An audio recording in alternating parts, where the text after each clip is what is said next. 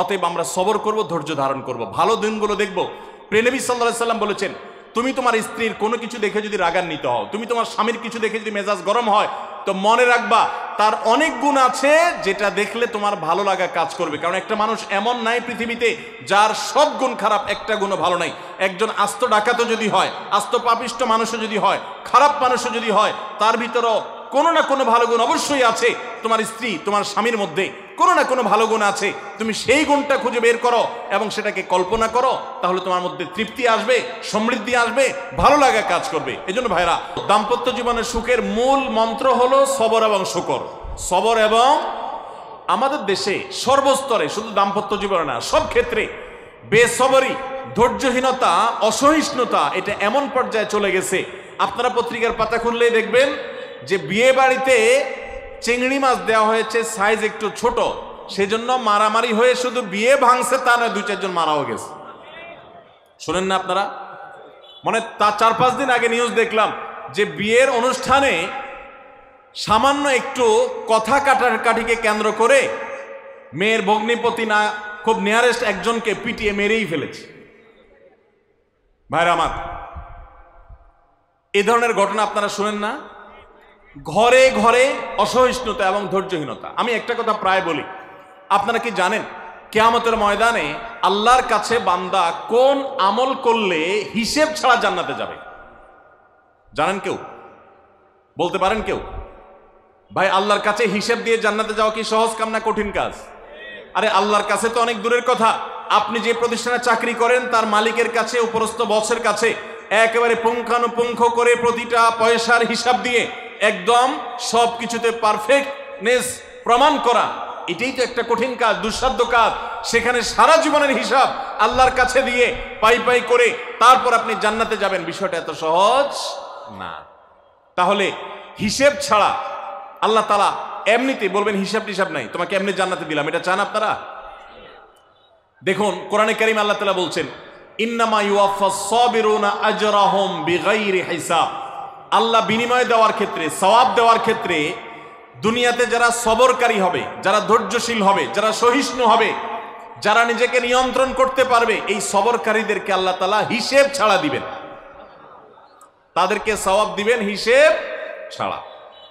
তাহলে আপনি যখন আপনার কর্মস্থলে থাকবেন আপনাকে ধৈর্য ধারণ করতে হবে। আপনি যখন পাবলিক পরিবহনে উঠবেন আপনার মাথা ঠান্ডা রাখতে হবে। আপনি যখন আপনার বাসা বাড়িতে থাকবেন আপনার মাথা ঠান্ডা থাকতে হবে। মাথা গরম হয়ে যায় যাদের, হট মেজাজ যারা, কথায় কথায় মাথা গরম হয়ে যায়, ধৈর্যহীন হয়ে যায়, যেখানে সেখানে গন্ডগোল বাধায় দেয়, মারামারি বাধায় দেয়, ধৈর্য সহ্য বলতে কিছু নাই, এই লোকগুলো কিন্তু এই সৌভাগ্যবান মানুষদের কাতারে সামিল হতে পারবে না। ঠিক একইভাবে দাম্পত্য জীবনে সুখী হতে হলে সবর এবং শুকর, এই দুইটা মূল মন্ত্রের কোনো বিকল্প পথ খোলা নেই। সেটা স্বামীর জন্য প্রযোজ্য, স্ত্রীর জন্য প্রযোজ্য।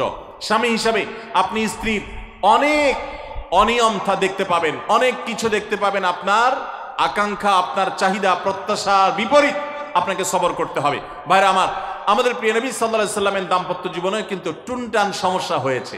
আপনারা মনে করতে পারেন নবী সাল্লাল্লাহু আলাইহি সাল্লামের ঘর, ওনার স্ত্রীগণ সাহাবী, তারা উম্মুল মুমিনিন আমাদের মা, এত মর্যাদাবান মানুষ তারা, তাদের আবার ঝামেলা হয়েছে। ভাই, দাম্পত্য জীবনে টুকটাক সমস্যা তাদেরও হয়েছে। প্রিয় নবী সাল্লাল্লাহু আলাইহি সাল্লাম নিজে একদিন বাসা ছেড়ে মসজিদে নববীতে এসে মন খারাপ করে বসেছিলেন, তিনি বাসায় যাচ্ছেন না, অভিমান করে।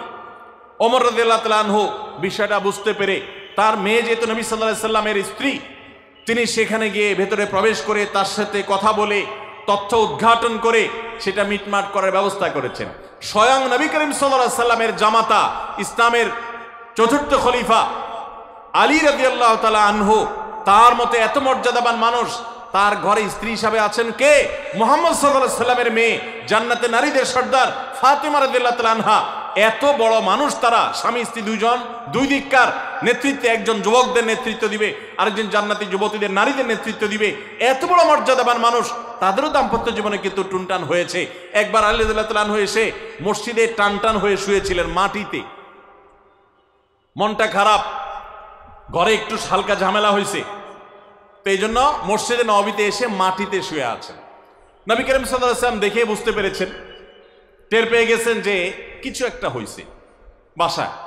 তখন তিনি জামাইকে ডেকে বললেন, কুমিয়া আবা তুরাব, এ মাটির বাপ, মাটিতে শুয়ে আছেন, এজন্য রসিকতা করে বললেন, এ মাটির বাপ উঠো, দাঁড়াও দেখি কি হয়েছে বলো। ভাইরা আমার, দাম্পত্য জীবনে টুকটাক সমস্যা হবেই হবে। যারা বিয়ে করেন নাই আগে থেকে প্রস্তুত থাকেন, বুকে পিঠে ছালার বস্তা সব বেঁধে রেডি থাকেন। বিশেষ করে সময় যেভাবে গড়াচ্ছে তাতে করে সামনে থেকে হেলমেট পরেও যাওয়া লাগতে পারে। শুধু যাওয়া না, বাসায় ঢোকার সময় বাইক থেকে নামার পর হেলমেটটা আগে খুলবেন না, আগে যা বুঝবেন পরিস্থিতি কি, তারপর হেলমেট খুলবেন। বুঝেন নাই? দাম্পত্য জীবনে টুকটাক সমস্যা হবেই, এটা প্রত্যাশিত। মনে রাখবেন, এই জিনিসটা যদি আপনি আগে থেকে মাথায় রাখেন তাহলে আপনার কষ্ট অনেকখানি দূর হয়ে যাবে। আমরা অনেকে আকাশ থেকে নেমে পড়ি, কি বলে, এত বড় সাহস, এই কথা বলতে পারে কেন? ভাই আশ্চর্য হচ্ছেন কেন? এর চেয়ে বেশি কথা বলতে পারে, মাথা বাড়ি মারছে। আরে ভাই, ছুরি মারে নাই যে শোকর আদায় করে। বুঝেন নাই কথা?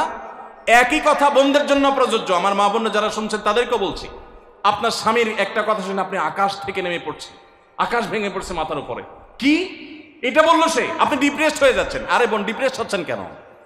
এটা কেন? আরো শক্ত কথা আপনাকে বলতে পারে, এটা আপনি মাথায় রাখেন। কারণ দিন শেষে তিনি মানুষ, তার ভুল হতে পারে, একটা সময় তিনি তার ভুল বুঝতে পারেন।